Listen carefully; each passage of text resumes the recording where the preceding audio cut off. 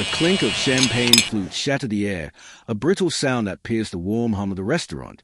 My hand trembled as I raised my glass, the golden liquid catching the chandelier's glow, but my eyes were locked on Daniel's phone, face up on the table, buzzing with a name I didn't recognize, Eleanor.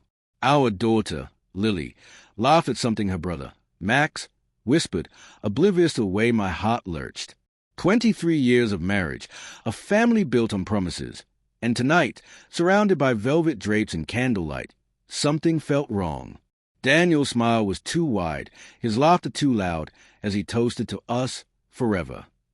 His words felt like glass, beautiful but sharp. I forced a smile, my lips stiff, while my mind churned. Eleanor. The name wasn't familiar, yet it clawed at me, a splinter under my skin. Had I seen it before? A fleeting text? A name dropped in passing? I sipped my champagne, the bubbles bit on my tongue, and tried to focus on the moment. Our anniversary, our family. The restaurant's polished oak tables, the scent of rosemary and roasted lamb, the soft jazz weaving through the air. It was all perfect. Too perfect. Lily, radiant at 19, leaned across the table, her auburn hair catching the light. "Mom, you okay? You're quiet."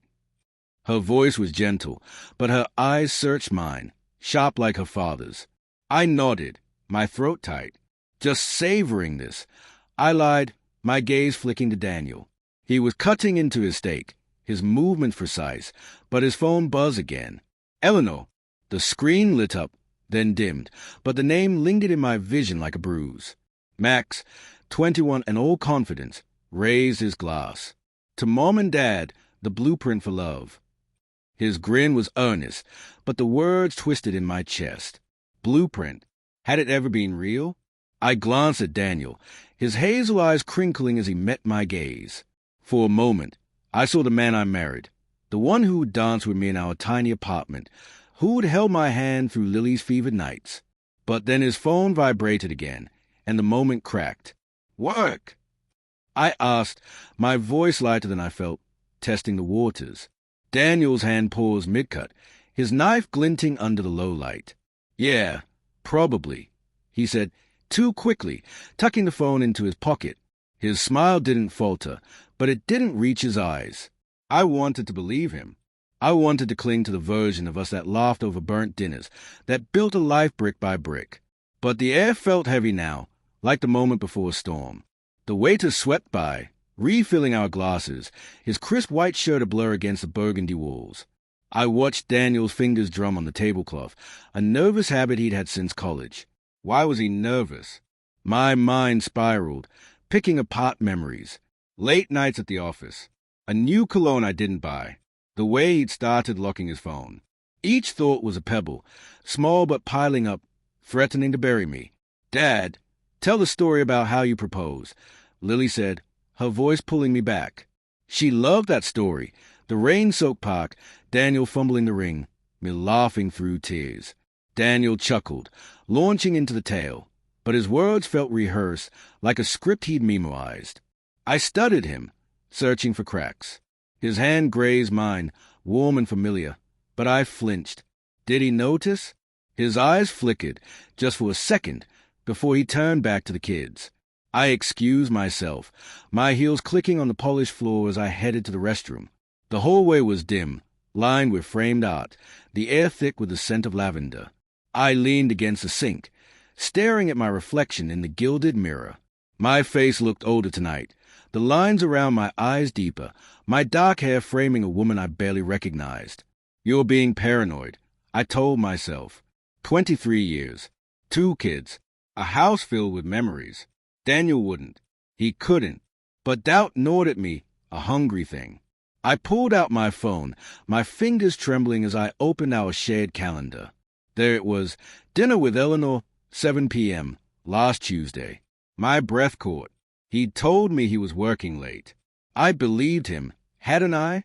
I'd kissed him goodbye, made his coffee, trusted him. The sink's cold porcelain grounded me as I gripped it, my knuckles white. Maybe Eleanor was a client. Maybe it was nothing. But the buzzing phone, the locked screen, the way he'd brushed off my question, it all felt like a puzzle I was too afraid to solve. Back at the table, the mood had shifted. Max was showing Lily something on his phone, their laughter a distant hum. Daniel was quiet, staring at his plate, his fork still. "Everything okay?" I asked, my voice barely above a whisper. He looked up, startled, then smiled. "Of course, Sarah. Just tired." His hand reached for mine, but I pulled back, pretending to adjust my napkin. His brow furrowed, just for a moment, and I wondered if he knew I was unraveling. The dessert arrived, chocolate mousse, garnished with raspberries, the kind of indulgence we rarely allowed ourselves. Lily dug in, oblivious, but Max's eyes darted between us, sensing the undercurrent. He'd always been perceptive, too much like me. "Mom, you sure you're okay?" he asked again, his voice low. I nodded, but my chest ached. I wanted to scream, to demand answers, but not here, not in front of them. Daniel's phone buzzed again, this time in his pocket. He ignored it, but the sound was a gunshot in my ears. I couldn't take it anymore. "Who's Eleanor?" I asked, my voice sharper than I intended. The table fell silent. Lily froze, her spoon halfway to her mouth. Max's eyes widened.